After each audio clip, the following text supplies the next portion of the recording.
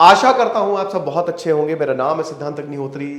Study gloss पे आपका बहुत बहुत स्वागत है। एक सवाल मुझसे हमेशा पूछा जाता है कि सरकार पैसे क्यों नहीं छापने लगती है। अभी कोविड-19 में जैसे डी सुब्बाराव हो गए और अमर्त्य सेन हो गए, काफी एक्सपर्ट्स ने यह बात कही थी कि सरकार को पैसे छापने चाहिए, भारत की इकोनॉमी को फायदा हो सकता है क्योंकि लोगों को पैसे हाथ में देने की जरूरत है। तो देखिए ये क्यों है, हम क्यों छाप नहीं सकते पैसे। मैं बहुत हाई लेवल वर्ड्स नहीं यूज करूंगा, मैं बहुत सिंपल तरीके से आपको बताऊंगा कि आखिरकार सरकार पैसे क्यों नहीं छाप सकती।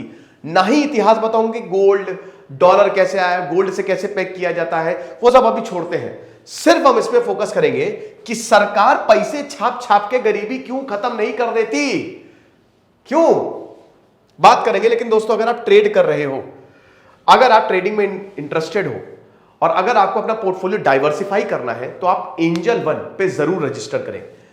एंजल वन में रजिस्टर करें आप, डिस्क्रिप्शन और कमेंट बॉक्स में लिंक दिया हुआ है, एक बार आप विजिट करें, मन कर जाएगा आपको इन्वेस्ट करने में। देखिए रिटर्न्स हमको चाहिए और अच्छे रिटर्न चाहिए, तो उसके लिए angel one is the best. तो डिस्क्रिप्शन और कमेंट बॉक्स में लिंक दिया हुआ है।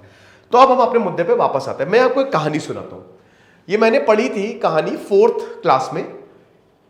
इसका नाम था परोपकार का फल। हाँ, यही था पंचतंत्र की, लेकिन ये कहानी थी परोपकार का फल। ठीक है, तो उसमें क्या होता है कि एक बहुत ही दयालु राजा होता है, बहुत दयालु राजा। वो चाहता है कि दुनिया भर में गरीबी खत्म हो जाए, तो वो भगवान शिव की पूजा करता। भगवान भोले तो भोले हैं, जब उन्होंने रावण तक को वरदान दे दिया, तो मतलब कहने का मतलब ये है कि भगवान शिव तो शिव है यार, तो वो तो सबको वरदान दे देते हैं, वो तो नाम ही उनका भोलेनाथ।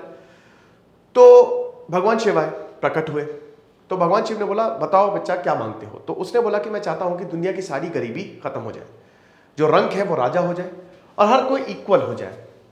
तो भगवान शिव ने बोला तथास्तु।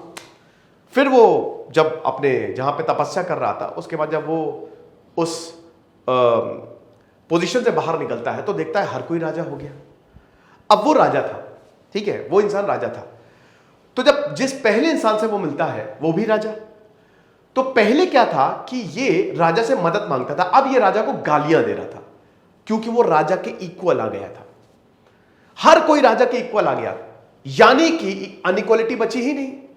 तो जब हर कोई इक्वल आ गया तो इसमें लोग लड़ने लगे कि मैं अमीर, ये वो, और ज्यादा दिक्कतें फैल गई। उसने एक हथियार खरीदा, इसने 5 हथियार खरीदे, जिससे लड़ाइयां बढ़ गई और अल्टीमेटली विनाश हो गया। यही है इन्फ्लेशन। ये इसीलिए सरकार जो है पैसा नहीं छापती है।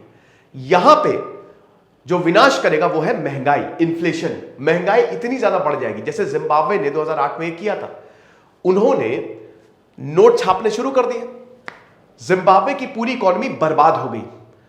एक चाय की प्याली की कीमत 1-1 करोड़ रुपए थी, क्योंकि उस नोट की कोई वैल्यू नहीं थी। वहां पे गरीब जो है भर भर के पैसे लेके जाता था। ये क्या कहते हैं कि अटैची भर भर के पैसे लेके जाता था। जैसे आपने मूवी में देखा होगा कि एक प्याली चाय दे दो, इकोनॉमी बर्बाद होगी। वेनेजुएला के साथ भी यही हुआ, जर्मनी के साथ भी यही हुआ।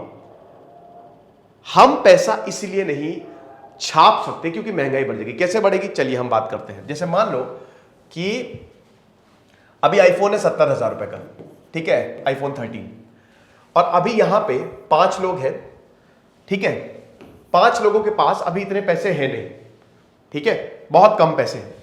अब मान लो सरकार जो है, अभी मान लो इनके पास कितने पैसे हैं, मान लो 100 रुपए हैं, तो अभी इनके पास 5,000 रुपए हैं। इन पांचों के पास 5,000 रुपए, यानी कि एक इंसान के पास 1,000 रुपए। तो ये अभी आईफोन नहीं ले सकते, कोई नहीं ले सकता।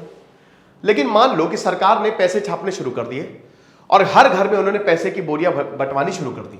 तो अब ये जिनके पास 1,000 रुपए थे, अब इनके पास मान लो इन 5 लोगों के पास आ गए से 50,000, क्योंकि पैसे बांटे सबको, हर किसी को पैसे बांटे, ठीक है। तो ये कितना हो गया, 5 जा 2.5 लाख के करीब, 2.5 लाख के करीब हो गया। अब ये लोग आईफोन आराम से खरीद सकते हैं और इसको आगे बढ़ाते हैं। सरकार ने और पैसे छापने शुरू कर दिए।